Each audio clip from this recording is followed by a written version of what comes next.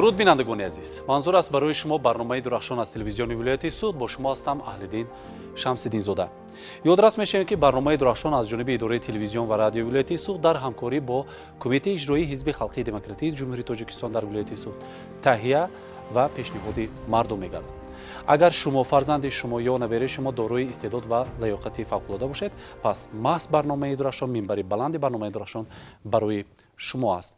Ва идодрас мешавем ки имрӯз барномаи дурахшонро албатта дар тамоми гӯшаву канори Тоҷикистон тамошо мекунанд, албатта пайравӣ мекунанд, дӯстдори ин барнома ҳастанд. Ин аст ки аз тамоми гӯшаи канори Тоҷикистон ба мо занг мезананд, омада иштирок мекунанд ва дар қатори ҷавонписарон, ҷавондухтарон низ албатта фаъол ҳастанд. Ва имрӯз як ҷавондухтаре ки тавонистааст аллакай дар давраи донишҷӯӣ ба дастовардҳои бузург ноил гардад, ширкат варзидан дар озмуни олимпиадаҳо ва роҳбарии якчанд маҳфилҳои албатта ватандӯстонаро роҳбар аст ва кӯшиш карда истодааст баҳри ободии ин меҳан дар ҷодаи худ албатта саҳмгузор бошад. даъват кардем ва иштирок мекунанд. бояд бо кафкӯбии савимӣ ин нафарро истиқбол мегӯед. Марамат.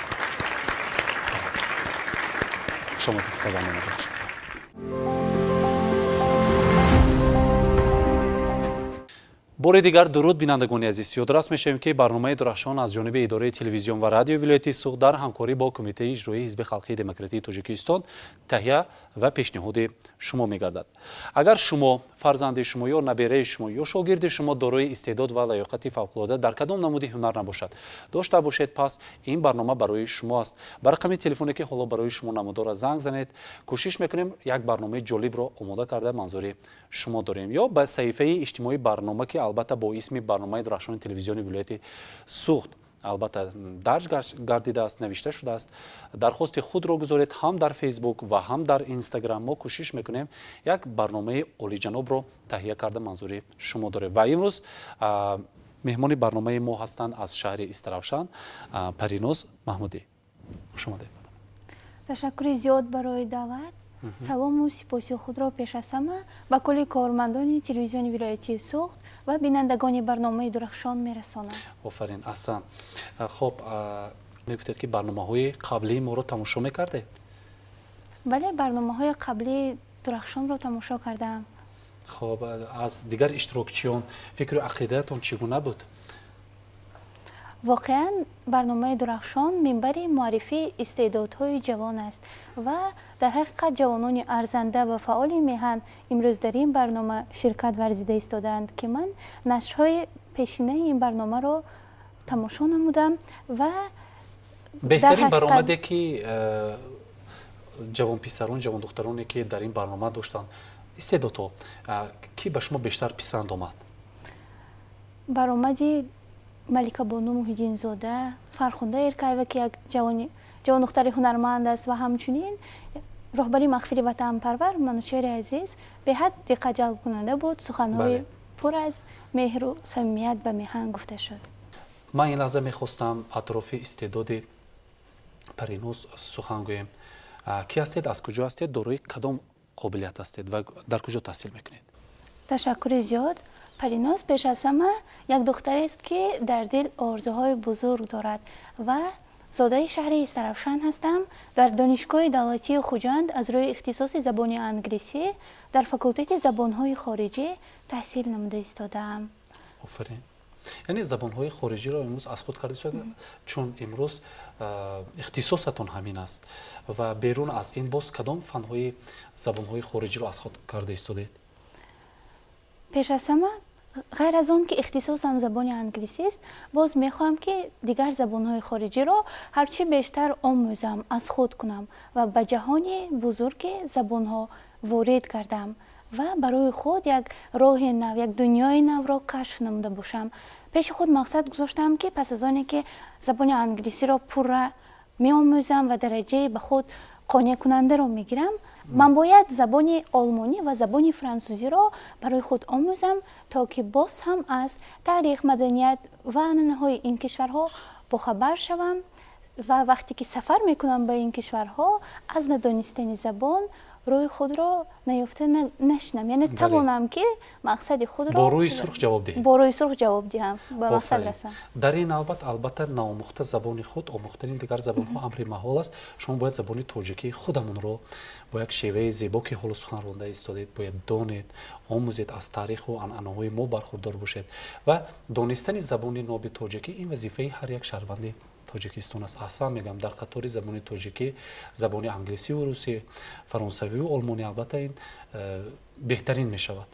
خب امروز میبینم که روی میزی برنامه یکچند البته جایزه، مدال، سپاسنامه، افتخارنامه با هم آوردید. این جایزه ها از کجا است؟ تشکر زیاد. پیش از همه میگوید شاعر هر که به زبان خود سخندان گردد دانستن صد زبانش آسان گردد.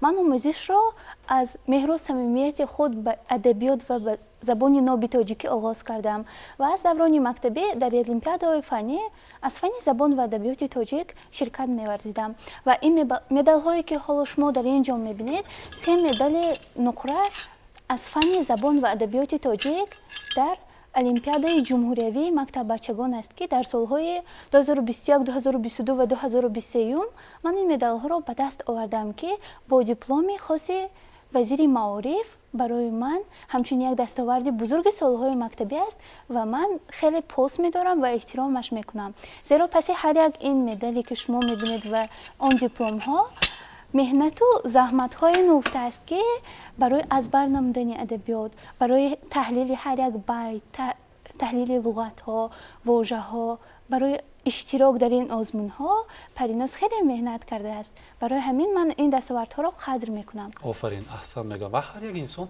باید به قدر زحمت هایش باید برسد. خب در وقت مکتب بسیار علاقه‌مند بودید. بود فنی که مشکلی میکشیدید؟ هست هر یک انسانی که در فن مشکلی میکشد در مکتب هست. درست است. من نمیدونم شاید نه همه آنهایی که به ادبیات و زبان شوق دارند و عموما در سمت فنهای جمعیتی فعالیت میکنند شاید باشند نفرانی که فنهای دقیق را دوست میدارند، لیکن من هم از آنهایی هستم که در متماتیک عذاب میکشیدم. در فن ریاضی مشکلی داشتید؟ بله.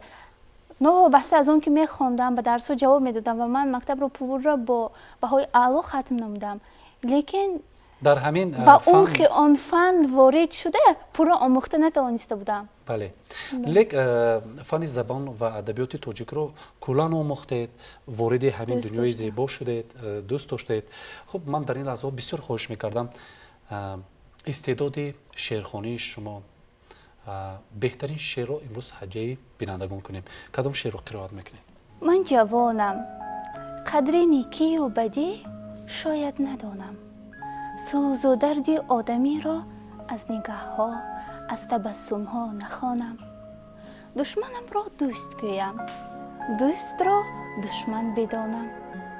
شاید از کبر و غرور آرزوی خیش را از در برانم. پس آدمی را که برایش هستی من ناله و فریاد دارد، زندگی از یاد برده عشق او را یاد دارد، در ره مقصود دیده از خطای خویشتن ناگه گریزم. پس بسد سوز و علم تنها نشسته اشک ریزم. من جوانم، میکنم گاه خطا، عیب نی اندر جوانی اشتباه، لیک در نام وطن در مهر بی پایان او هیچ ننمایم خطا. نام او وردی زبانم دایما، مهر او بر جان من با شیر مادر آمده است. نام او نام عزیز و معتبر بر کلام تاجیکی آخر برابر آمده است. هیچ ننمایم خطا در نام آن، هیچ ننمایم خطا در نام مادر. آفرین، احسن میگم. خب اینجا میبینم یک کتاب استاد لایق شیرالی رو با خود آوردید ها؟ بله. با اسم 80 نامه عشق که این به شما البته هدیه گردیده است از فرخنده ایرکایوه. همین گونه است؟ بله. از دوگانه اتون. بله. این با مقصدی چی؟ این کتاب دوست داشته من می باشد، زیرا به حد احترام میکنم و دوست میدارم شعرهای استاد لایق را و میگویند در زندگی دو چیز خوشبختی میآورد، یکی داشتن کتاب، دومی доштани дӯстоне ки аҳли китоб бошанд, аҳли мутолиа бошанд ва ман худро хушбахт эҳсос мекунам. Зеро ман пеш аз ҳама аз кӯдакӣ бароям падару модар шароит фароҳам оварданд ва ман дар хона китобхонаи шахсӣ дорам. ки чанд адад аст тахминан теъдоди китобхонаи шахсии мо 2000 зиёд аст ки ин китобхонаи оилавӣ ба ҳисоб меравад. офарин аҳсан. ва боз хушбахтии ман дар он аст ки ман дӯстонеро дорам ки аҳли китоб ҳастанд ва Офарин. барои мо анъана шудааст ки ба якдигар дар иду ҷашн хоҳ рӯзи китоб бошад, хоҳ рӯзи модарону бонувон бошад, ба якдигар китоб ҳадия мекунем. ибора ҳам ҳаст ку мегӯянд агар ту дӯстонатро бигӯ ман ки будани туро мегӯям. ба ҳамин гуна аст. офарин аҳсан. як шеър аз устоди лоиқ пешниҳод кунед, чун гуфтед имрӯз шеърҳояшонро аз худ мекунед, аз бар мекунед ва ман боварӣ дорам ки устод бисёр шеърҳои пурмазмун дар бобати ватандӯстии умуман инсон доранд ва ман дар ин лаҳзаҳо бисёр хоҳиш мекардам як порчае аз устод пешниҳод кунед. ҳоло мехоҳам шеъри дӯстдоштаи худро аз устод лоиқ шералӣ қироат намуда бошам ки дар ин ҷо сухан аз муҳаббат, сухан аз ишқи поки инсонӣ меравад. марамад. намнами борон чӣ ёдат кард, ёдат мекунам. барги гул чун бӯю ту овард, ёдат мекунам. дарди ишқат мард буду, қисматам номард буд. ман ба қасди қисмати номард ёдат мекунам. ишқи ту дар сурати ашъори дар долуди ман, мисрае гар дар дили парвард, ёдат мекунам. ман агар нозукписандам, аз назокатҳои туст. бар сари гул гар нишинад гард, ёдат мекунам. гармию сардии дунёро зи ишқат дидам. зери ин гардони гарму сард, ёдат мекунам. ҳар куҷое ҳам ки боши дур аз ман нестӣ. бо алам, бо доғи дил, бо дард, ёдат мекунам. офарин, бисёр шеъри зебо аст. ва ин ҷо ҳамзамон шаҳодатномаҳоро овардед ки гирандаи стипендияи президентии ҷумҳурии Тоҷикистон дар соли таҳсилии 2021-2022 бале, гирандаи стипендияи президентӣ будед ва ҳамзамон ин ҷо шаҳодатнома барои чӣ? гирандаи стипендияи раиси шаҳри Истаравшан ва ҳамзамон гирандаи стипендияи раиси вилояти Суғд дар соли 2024-2025. офарин, аҳсан мегӯям. ва он нафароне ба ин стипендия ҷалб карда мешаванд ки яъне арзанда дониста мешаванд ки дорои чӣ бошанд? пеш аз ҳама дорои дониш, одоб ва интизоми намунавӣ бошанд. Офарин. дар корҳои ҷамъиятӣ фаъолона ширкат варзанд ва онҳо албатта бо стипендия қадрдорӣ қадрдорӣ карда мешаванд. офарин, аҳсан мегӯям. хуб, Париноз дар вақти мактаб ки ҷоизаҳо сар шуданд аз медалгирӣ, яъне дар олимпиадо иштирок кардед, баъдан вақте ки донишҷӯ шудед, хуб, фаъолиятро дар ана ҳамин самти ҷоизаро ба даст овардан идома додед. ба кадом озмунҳо ширкат варзидед? Инҷо мебинам хеле сипоснома, ҷоизаҳои зиёд ҳам ҳаст. Париноз ҷоизаҳои даврони мактабхонии худро бо гирифтани ҷоизаи хонандаи сол дар шаҳри Истаравшан ҷамъбаст намудааст ва пас аз оне ки дар соли 2023 ба шаҳри Хуҷанд омадам ва дар ин ҷо таҳсил ва фаъолияти худро оғоз намудам, ман аз волонтёрӣ оғоз кардам дар раёсати корбоҷавонон ва варзиши вилояти Суғд. пеш аз ҳама бояд қайд намоям ки оғози фаъолияти волонтёрии ман аз соли 2021 мебошад ки пас аз оне ки ман ба гирифтани стипендияи раиси шаҳри Истаравшан мушарраф гардидам, пас аз ҳамон лаҳза ман ба фаъолияти волонтёрӣ оғоз намудам ки ин як кори ихтиёрӣ ва бемузд аст, чхеле ки ҳамаи мо хабар дорем. ва дар соли 2023 дар вилоят фаъолияти волонтёрии худро оғоз намудам. бо гузашти як соли тӯлонӣ ки дар ин ҷо мо дар чорабиниҳо иштирок намудем, худамон ҳар гуна семинарҳо, аксияҳо, тренингҳо доир намудем, дигар ҷавононро ба сафи худ ҷалб намудем. Париноз бо заҳмату талошҳои худ тавонист ки дар вилоят бахшида ба рӯзи байналмилалии волонтёрон 4 декабр дар маросими ҷоизасупурӣ ҷоизаи волонтёри сол 2024 бо дипломи дараҷаи яке сардори раёсати корбоҷавонон ва варзиши вилояти Суғд мушарраф гардад. аммо ин танҳо оғози роҳ буд, зеро пас аз заҳмати 3-4 волонтёрие ки доштам, пас аз ин ҳама таҷриба дар соли 2024 ман тавонистам ки ҷоизаи волонтёри сол 2024ро дар сатҳи ҷумҳурӣ ба даст оварам. яъне аз волонтёрони ҳам дар вилоят ва ҳам дар ҷумҳурӣ. аз волонтёроне ки дар сатҳи вилоят фаъолият мебаранд. танҳо ягона номзад ба ин ҷоиза аз вилояти суғд ман будам ва хушбахтона дар моҳи феврал ба ин ҷоиза шарафёб гардидам, ки барои ман боиси ифтихор ва на танҳо ифтихор, балки як сарбаландӣ ва пеш аз ҳама масъулият аст, то ки бефарқ набошам ва мин баъд низ фаъолияти худро идома диҳам барои рушди фаъолияти волонтёрӣ дар вилоят ва дар ҷумҳурии Тоҷикистон, ҳамчунин ҷалб намудани ҷавонон ба корҳое ки воқеан ҳам фоиданок аст, барои пурсамар истифода бурдани вақти худ ва вақти онҳо саҳми худро гузошта бошам. сарчашмаи ин қадар ватан дӯст доштани шумо дар чи аст? аз чӣ оғоз шудааст? дар чӣ мебинед сарчашмаи муҳаббат ба ватан Тоҷикистон? ман намедонам ки кай аввалин маротиба меҳри ватан дар дили ман ҷо шуд, зеро аз ҳамон рӯзе ки худро мешиносам маро ин ватан ба оғӯши худ гирифт. таҳсил намудам дар фазои ободу осудаи меҳан, соҳиби ин қадар дастовардҳо гардидам, илму дониш гирифтам, тарбият намуд маро ин ватан. пас чаро ман дӯст надорам? ва андозаи муҳаббати шумо нисбати ватан чӣ қадар аст?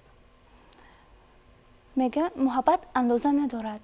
хоҳ муҳаббат нисбат ба як нафари наздик, хоҳ муҳаббат ба падару модар бошад ва муҳаббат нисбат ба ватан дар маҷмӯъ муҳаббат умуман андоза надорад, бекарон аст. яъне ки бекарон дӯст медоред Тоҷикистонро. хуб, офарин. ва дар назди давлату миллат ҳамчун як ҷавон духтар худро чӣ масъулият ҳис мекунед ва чӣ вазифадор мекунед ки ҳиссагузор бошед? хушбахтона имрӯз пеш аз ҳама барои мо ҷавондухтарон, барои кулли бонувон ҳукумати кишвар бо сарварии пешвои муаззами миллат муҳтарам Эмомалӣ Раҳмон эътибор ва таваҷҷӯҳи хоса, ғамхориҳои беандоза зоҳир мегардад ва дар навбати худ мо ҷавондухтарон низ бояд ки худамон пеш аз ҳама илм гирем, дониш омӯзем, бо рафтор, одоб ва кирдори намунавии худ аз дигарон каме ҳам бошад фарқ кунем ва баъдан мо бояд тавонем ки дигар ҷавондухтаронро низ ба сафи худ ҳамроҳ кунем, то боз ҳам сафи ҷавондухтароне ки мисол дар корҳои ҷамъиятӣ иштирок мекунанд, дар донишгоҳҳои олӣ таҳсил мекунанд, боз ҳам зиёдтар гардад.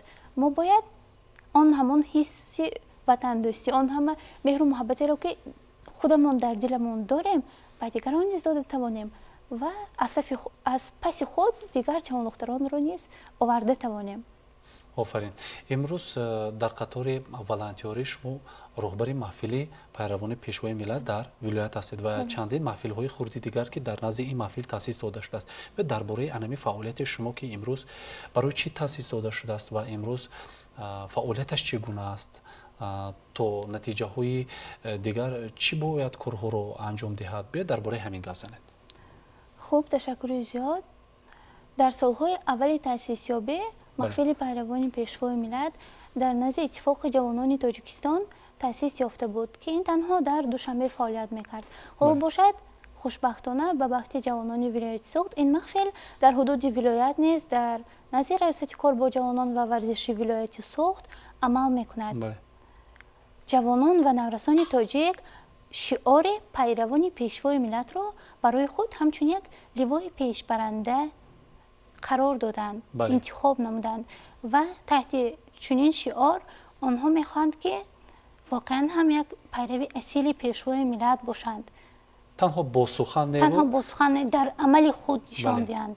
воқеан ҳам имрӯз барои бахусус дар қатори тамом қиштҳои ҷомеа, дар қатори мардон имрӯз занҳо низ дар вазифаҳои гуногуни ҳам мансабӣ ва ҳам кормандони қатори кору фаъолият доранд, чӣ муҳандис бошад, чӣ табиб бошад, чӣ сиёсатмадор бошад, чӣ дипломат бошад, албатта кору фаъолият доранд ва ин ҳам назари неки ояндабини ҳукумати ҷумҳурии Тоҷикистон бахусус пешвои миллат аст ки нисбат ба бонувон занҳо хеле таваҷҷӯҳи хоса зоҳир менамоянд ва имрӯз тарбияти насли наврас, сохтани насли босаводи миллат беш аз пеш пешвои миллат мегӯянд ба дасти модар аст. модар ҳам дар зиндагӣ рӯзғор роҳа меҷӯонад ва ҳам баромада дар қатори мардон имрӯз кору фаъолият доранд ва ман итминони комил дорам ки ин ташаббус, ин сиёсати пешвои миллат нисбати бонувон занҳо албатта беҷавоб намемонанд ва имрӯз занҳои мо низ фаъол ҳастанд. имрӯз дар симпозиумҳо, албатта дар чорабиниҳои сатҳи байналмилалӣ мераванд, обрӯву нуфузи тоҷикистони азизи моро албатта баланд мебардоранд ва ин боварии пешвои миллат аллакай самараи худро дода истодааст, ки занону бонувони мо тавониста истоданд дар ҳамаи ҷабҳаи кору фаъолият кунанд ва номбардори миллат бошанд. خب доир ба озмун сухан гӯем. озмуни тоҷикистон ватани азизи ман фуруғи субҳи донои китоб аст, илм фуруғи маърифат. ба кадоме аз ин озмунҳо ширкат варзида ҳастед? ман иштирокчии озмуни ҷумҳуриявии фуруғи субҳи донои китоб аст. дар соли 2024-2025 мебошам. дар соли 2024 дар ин озмуни бонуфус ширкат варзида дар даврҳои якум, дуюм ва сеюми он сазовори ҷои аввал гардидам ва дар даври ниҳоӣ бошад ҷои ифтихорӣ ва чхеле ки мебинед ифтихорномаи вазири маориф ва илми ҷумҳурии тоҷикистон барои ман муяссар гардид ки ба даст оварам.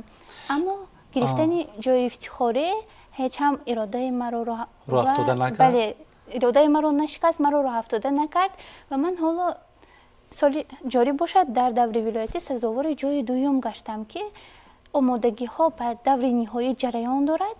дар моҳи октябр даври ҷумҳуриявӣ дар шаҳри Душанбе баргузор мегардад. хоб соли ҷорӣ ширкат варзидед аз рӯи номинатсия хондан ва азёд кардани осори адибони муосири тоҷик. офарин аҳсан. ҳоло дар вилоят сазовори ҷои чандум шудед? дар вилоят сазовори ҷои дуюм гардидам. гардидед? офарин. яъне ки роҳат гирифтед ба даври ҷумҳурият. бошад. хоб бисёр нафаронеро медонам ки бо гирифтани ин ифтихорнома яъне ки ҷои ифтихорӣ роҳафтода нашуданд, бо устодони касбӣ, бо устодони донишманд, закӣ албатта меҳнат карданд, заҳмат кашиданд, шабу рӯз омӯхтанд ва дар роҳи ин муваффақият муваффақ ҳам гаштанд ва шумо низ ман боварӣ дорам ки 100% барои чине метавонед, камтар заҳмат мекашед, албатта ки ғолибият насиби шумо мегардад. хоб саволе ки барои шумо мушкилтар буд дар ин озмун кадом савол буд? аз оини ҳакамон пешниҳод кардан дар озмун дар даври ҷумҳуриявӣ? Не, дар даври вилоятӣ соли ҷорӣ. дар даври вилоятӣ саволҳо осон буданд. ман ба ҳамаи саволҳо кӯшиш кардам ки бо як фикр кардан ҷавоб диҳам ва ҷавобҳои саҳеҳ пешниҳод намоям. ғазалҳоро пурсиданд аз осори насрии адибон, аз роману повестҳое ки ман дар рӯйхат пешниҳод намудам саволҳо доданд. дар ин ҷо мехоҳам дар бораи романи дӯстдоштаи худ сухан кунам ки романи духтари оташ аз нависандаи тоҷик Ҷалол Икромӣ мебошад. духтари оташро ман аввалин маротиба вақте ки дар синфи шашум мехондам ё 5 будам, пурра мутолиа намудам. офарин. ва боз бори дигар такроран дар соли ҷорӣ мутолиа намудам ва як чизро дарк кардам ки дар соли пеш вақте ки дар синфи 5-6 хонда будам, ман тамоман дигар хел он романро барои худ дарк намудам, гирифтам ва вақте ки ба наздикӣ хондам боз паҳлӯҳои дигари роман барои ман аён гардид, кушода шуд. ин роман сегона аст. дар 12 дарвозаи Бухоро ва тахти Вожгон давоми духтари оташ мебошад. барои ман ба дили ман наздик аст. образи асосии ин асар фирӯзаи Дилора Унканиз, қаҳрамони асосии асар, вай дар қисми якум дар духтари оташ як духтареки соддаи 12 сола аст, духтари оддист. бибиаш Каниз дар як шароити вазнин зиндагӣ мекунанд, мисол шароити оилавияшон ҳам хуб нест. Канизи дар бори Ғаниҷон Бойбача мегуфтанд ӯро. Аммо ин духтар тавонист ки то охири асар ташаккул ёбад, инкишоф ёбад, он чунон қавӣ гардад, мустаҳкам гардад ки дар охир вай аллакай раиси шӯрои занон ва раиси клуби занҳо буд. ва ин образ метавонад ҳамчун як ғояи тарбиявӣ барои ман низ чунин аст. зеро ман медонам ки духтарон хеле як офаридаи қавӣ ҳастанд. дар мисоли Фирӯза дар асл ҳамчунин ва дар мисоли Фирӯза ҳамчунин аст. мисол вай аз хурдиаш бо азоб, бо машаққатҳо калон шуд, лекин вай ҳеҷ гоҳ таслим нашуд. Шикастҳоро пазируфта бошад ҳам роҳ афтода нашуд. Ҳамеша кӯшиш кард ки ба пои худ рост бошад, устувор бошад. Барои ишқаш мубориза бурд, барои фарзандаш мубориза бурд, барои илм омӯхтан мубориза бурд. Дар мактаби Оймуллои Тамбур мехонд ӯ. дар назди ҷамъият худро инсон сохт. Бале. муҳим дар ҳама ҳамин аст. Бале. хоб имрӯз ба анҳамин дастовардо ки шумо ба барнома овардед, ин ҳар як диплом сипоснома як сафаре аст, як дастоварде аст, як азобу машаққати худро дорад ва ҳафтаҳо сарф шудааст барои ба даст овардани ин як ифтихорнома ё диплом. Падару модар, пайвандон, наздикон вақте соҳиби ҷоиза мешавед, диплом мешавед, сипоснома мешавед, чӣ гуна ақида доранд, чӣ гуна назар мекунанд, чӣ мегӯянд барои шумо? ман хушбахтам ки пеш аз ҳама аз овони мактабхонӣ то ҳол падару модар, бобою бибӣ новобаста аз он ки ман барои онҳо нахуст фарзанду нахуст набира ҳастам, маро дар ҳама самт дастгирӣ мекунанд. Хоҳ дар озмуну олимпиадаҳо ширкат варзам, мешуд вақте ки дар Истаравшан будам ба Хуҷанд сафар мекардам барои озмунҳо, ба Душанбе, ба Ҳисор ва на танҳо дар озмуни олимпиадаҳо, балки ба сафарҳои хориҷӣ, мисол ба наздики мо сафар доштем ба Ӯзбекистон, ба сафар ба вилояти Хатлон, иштирок дар форму фестивалҳо. Барои ҳама ин ба ман шароит фароҳам оварданд, ба ман иҷоза доданд ва барои ҳар як ин дастоварде ки ман дорам, ҳар як ҷоизае ки гирифтам, онҳо ман медонам ки аз худам бештар шод мешаванд, ифтихор мекунанд ва беҳтарин эҳсос аст вақте ки наздиконат ба ту эътимод доранд, паҳлӯи ту ҳастанд, бо ту ифтихор мекунанд, шодии туро ба ҳам мебинанд. Ва ман дар зиндагӣ ду эътимоди ду нафарро беҳад пос медорам ва қадр мекунам. Аввалинаш ин эътимоди ҳукумати кишвар таҳти сарварии пешвои муаззами миллат ба кулли ҷавонон, пеш аз ҳама ба мо ҷавондухтарон мебошад ки аз мо умеди калон доранд ва барои мо тамоми шароитҳоро фароҳам овардаанд. Ман беҳад пос медорам ва кӯшиш мекунам арзанда бошам. Дуввуминаш ин эътимоди падару модар ва эътимоди оилаам ба ман аст ки барои таҳсили ман, барои илм омӯхтани ман, барои ҷаҳондидаву ҷаҳонгашта шудани ман маро дастгирӣ мекунанд, барои ман шароит фароҳам оварданд. Мисол аз хурдӣ чӣ хеле ки таъкид намудам, хондани китобро ба ман талқин намуданд. Китобхонаи шахсӣ дар зери дасти ман аст. Мисол ман онҷо аллакай худро ҳамчун як китобдор эҳсос мекунам, зеро вай ганҷинаи хонадони мо, бойгарии мо ба ҳисоб меравад. ин ҳама эътимоди оила ва эътимоди ҳукумати давлат маро боз ҳам бештар пурмасъулият мегардонад ва водор месозад ки ман бештар аз болои худ кор кунам, саъю талош варзам ки имрӯз аз дирӯзи худ беҳтар бошам, илм омӯзам, боз ҳам лаёқати худро, маҳорату балакаи худро. волидайн арзи сипос гӯед, чун имрӯз то ба ин сатҳу мартаба расидан заҳматҳои эшон хеле зиёд буд ва ман боварӣ дорам ки ин лаҳза моро тамошо мекунанд ва ин лаҳза фурсат барои шумост. барои ман низ мисоли аксарият одамон изҳори меҳр намудан ба аҳли оила, ба падару модар гаронӣ мекунад. Лекин аз ин ҷо мехоҳам гӯям ки ташаккури зиёд барои ҳамаи он заҳмату ранҷе ки барои ба воя расидани ман карданд, ба пеш аз ҳама ба бобою бибиҳо, ба падарҷону модарҷон ки то имрӯз барои ман заҳмат мекашанд, талош меварзанд ки фарзанди арзандаи на танҳо оила, балки фарзанди арзандаи ин меҳани аҷдодӣ бошам. Беҳад дӯстатон медорам ва кӯшиш мекунам ки арзандаи эътимоди шумо бошам. офарин аст. Ман фикр мекунам ки танҳо дар ягон иштироки барномаҳо изҳори муҳаббат ба падару модар накунем, балки ҳар субҳгоҳон ки барои мо ҳадия мешавад, ҳар субҳ мо метавонем вақте ки чеҳраи зебои падару модарро мебинем арзи сипос гӯем ки ба дунё оварданд, арзи сипос гӯем ки имрӯз шароит муҳайё карданд барои соҳиб ҳунар шудани мо, соҳиб илм шудани мо, муҳим соҳиб одоб шудани мо ва ин аз ҳама хислати хуби инсонӣ ва вазифаи асосии фарзанде аст ки бояд арзи сипос гӯем ба падару модар. Хоб, имрӯз гуфтед رابطه همکاری سودمند شما با کمیته کار با جوانان و ورزش نزد حکومت جمهوری تاجیکستان خیلی نزدیک است. بله. با فروم و فستیوال ها می روید.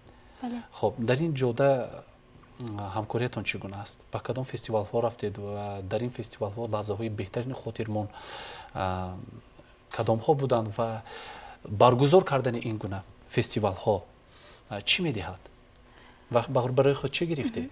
سپاس به پایان. در سال جاری در فستیوال دوستی جوانان از مناطق گوناگون کشور در ولایت ختلان واقع شد که ما در آنجا از ولایت سوخت 20 نفر اشتراک نمودیم و این فستیوال برای من بهت یک امکانیت خوب بود که با مردم ختلان از نزدیک شناس شوم، از یک گوشه بهشت‌آسای وطن عزیزمون دیدن نمایم.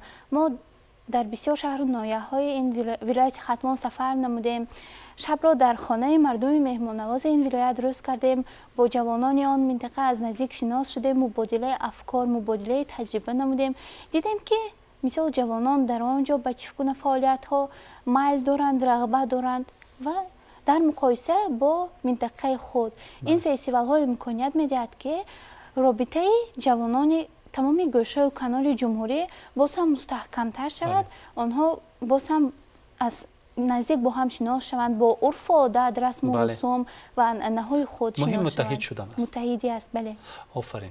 اصلا میگم. و سفر آخرین ما به جمهوری دوست و برادری ما به جمهوری ازبکستان بود که در این سفر نیز 20 نفر ما تاجیکستان را نمایندگی میکردیم که در ردیف این نفرانی خوشبخت من نیز بودم، زیرا وقتی که در چاره‌بینی هایی که در آنجا میشد در دایره همان فستیوال یعنی فروم بین المللی بخشیده به اکولوژی و توریسم بود، در همان انجمن با لباس ملی برآمد کردن، در دستمان پرچم دولتی جمهوری تاجیکستان است و وقتی که ما به صحنه وارد میشویم سرود ملی ما، سرودهای تاجیکی ما طنین انداز میگردد.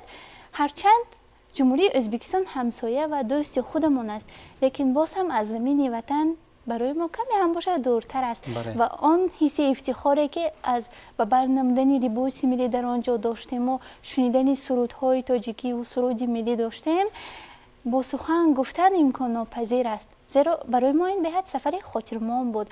ما نه تنها در آنجا سفر کردیم، سیاحت نمودیم، بلکه ما توانستیم با جوانان موفق از مملکت‌های قرقیزستان، قزاقستان، از ازبکستان، بلاروسیه، ترکمنستان نیز بودند. بله بودند. ما با آنها شناسایی پیدا کردیم، مبادله افکار نمودیم و باز هم بار دیگر شکرگزار از آن گشتیم که در جمهوری تاجیکستان امکانیت هایی هست برای جوانان که شاید در آن همسایه کشورها نباشد. ما این چیز را در مقایسه با کشور خودمون دیدیم و دانستیم که جمهوری تاجیکستان واقعا کشور جوانان است، جوان است و جوانان را همیشه دستگیری میکند. آفرین. سوال غیر عادی است. تاجیکستان رو بعد از 10 سال چگونه دیدن میخواهید؟ واقعا این سوال برای من غیر انتظار است، لیکن من یک چیز را گفتنی هستم که تاجیکستان امروز هم بیشتر روی زمین است و پس از 10 سال آینده من تاجیکستان را باز هم با همان مردم مهمان نواز و صمیمیش میبینم، لیکن ترقی کرده است، رشد یافته است، سطح زندگی مردم بیشتر گشته است، باز هم بهتر گردیده است، زندگی اهالی خوبتر است، جوانانش باز هم صاحب استعداد هستند، با تکنیک و تکنولوژی نه تنها کار میکنند بلکه در حیات خود آن را تطبیق مینمایند، استفاده میبرند. تاجیکستان را چون امروزه باز هم زیباتر و باتر میبینم. تاجیکستانی پیشرفته رو دیدن میخواد. تاجیکستانی پیشرفته رو دیدن میخواد. آفرین. احسن میگم. در آینده چی نقشه دارید؟ خود رو در کدام ساختار، در کدام اداره، در کدام وزارت و تشکیلات ها فعالیت بردن میخواهید، دیدن میخواهید؟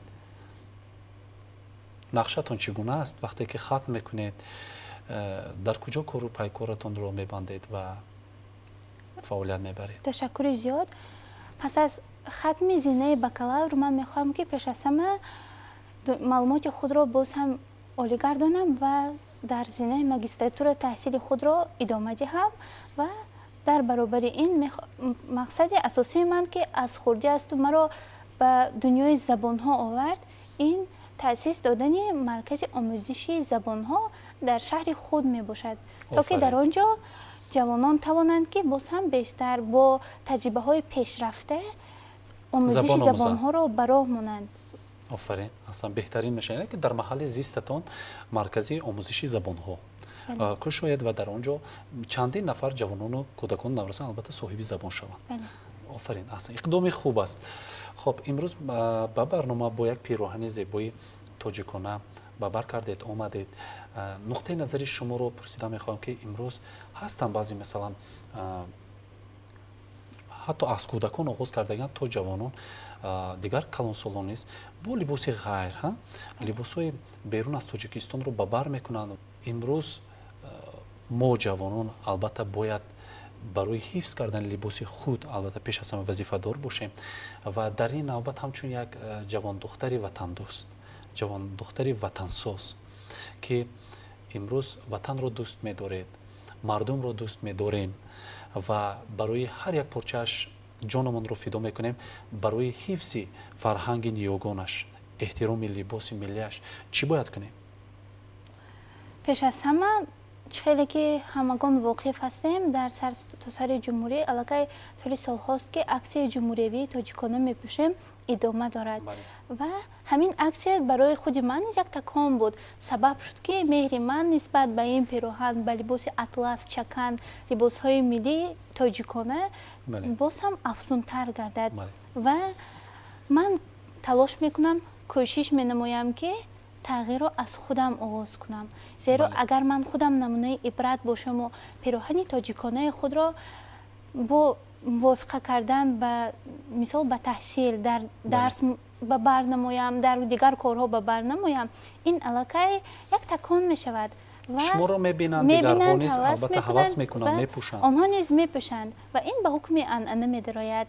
мо бояд ки ин либоси миллии худро ҳамчун як ифтихори худ, ҳамчун як гавҳари ноёби худ пост дорем, қадр кунем, бо ифтихор, бо эҳтиром ба бар намоем, зеро ин низ яке аз арзишҳои миллии мо ба ҳисоб меравад ва фаҳмонда дода тавонем ба дигарон ки ин либос чӣ аҳамият дорад барои ҳимоя намудани фарҳанг, барои ҳифз намудани арзишҳои миллии мо бузургони миллат чӣ ҷонбозиҳо карданд. ва албатта занон, бонувон ва духтарони хуштолии тоҷикистон кӯшиш мекунанд ки ин анъанаро ба мисли шумо идома диҳанд, тоҷикона пӯшанд, тоҷикона сухан гӯянд, тоҷикона рафтор кунанд ва пеш аз ҳама ҳамин ҷавҳари ноёби бобову бибие ки барои мо миллати тоҷик дода буданд, ҳамон ҷавҳаре ки зебо, ҳамон одобу хислати услуби тоҷиконаи худро аз худ дур накунанд бонувону занони мо. Ман ба ин чиз боварӣ дорам. хоб бинандагони азиз, бори дигар ёдрас мешавем ки иштирокчии имрӯза, яъне қаҳрамони имрӯзаи барномаи мо буданд Париноз Маҳмудӣ аз шаҳри Истаравшан ки имрӯз иштирокчии якчанд олимпиада озмунҳои ватанӣ буданд ва дорои ин гуна дастовардҳои зиёд. Ман пеш аз ҳама аз коргардон хоҳиш мекардам ки дигар сипоснома, ифтихорномаҳои қаҳрамони барнома ки дар мизи дигари барнома гузорда шудааст яъне нишон диҳанд ва боварӣ дорам ки ин гуна сипоснома, ифтихорнома албатта дар ҷодаи зиндагии шумо, дар ҷодаи илмомӯзии шумо зиёд мегардад ва шумо ҳамчун як духтари ватансоз албатта кӯшиш мекунед тоҷикистонро баҳри ободиаш саҳми худро гузоред. сухани хотимавии шумо. пеш аз ҳама арзи сипос менамоям барои даъват, барои як суҳбати самимӣ ва дар итмом гуфтаниам ки бигзор ватани азизамон обод бошад, ҳамеша гулгул шукуфон бошад ва мо ҷавонон кӯшиш намоем, талош варзем ки барои гулгулшукуфоии ин ватан, барои чун гавҳараки чашм пост доштан ва эҳтиёт кардани ин кишвари аҷдодиамон саҳмгузор бошем. ва имрӯз барномаи дурахшон бо дасти кушод, бо қалби кушод қаҳрамонҳои худро интизор аст аз тамоми гӯшаи канори тоҷикистон. метавонед ба рақами телефоне ки бинандагони азиз ҳоло барои шумо намудор аст занг занед. мо кӯшиш мекунем дар навбати худ барномаи ҷолибро омода кунем ё ба саҳифаи иҷтимоии барнома бо исми барномаи дурахшони телевизиони вилояти Суғд ҳам дар фейсбук ва ҳам дар инстаграм дархости худро гузоред. дар қатори дигар иштирокчии мо шуморо албатта интизор ҳастем ва бори дигар паринос барои иштирокатон аз номи тамоми кормандони телевизиони вилояти Суғд ба хусус гурӯҳи эҷодиву техникии барнома арзи сипос баён мекунам омадед ва ман боварӣ дорам ки тариқи барномаи имрӯзии мо ки намунаи ибрат ҷавондухтари зебои ҳамин тоҷикона тавонистед дар арсаи ҳам сиёсат ва ҳам дониш ба дастовардҳои ин гуна зиёд ноил шудед. Боварӣ дорам ки чандин нафари дигар ҳам ибрат мегиранд ва ҳам чизе меомӯзанд ва ҳам идеал мекунанд ва дар зиндагӣ татбиқ мекунанд. Бори дигар хуш омадед. Бинандагони азиз, чун ҳамаи мову шумо медонем барои инсоният ин беҳтарин ганҷи ноёб саломатӣ аст. Ба шумо саломатӣ мехоҳам, худ ва наздикони худро эҳтиёт кунед ва ин ҷоизаи барномаи Дурахшон аз ҷониби Кумитаи иҷроии Ҳизби Халқи Демократии Тоҷикистон барои шумо тақдим мегардад. Марҳамат.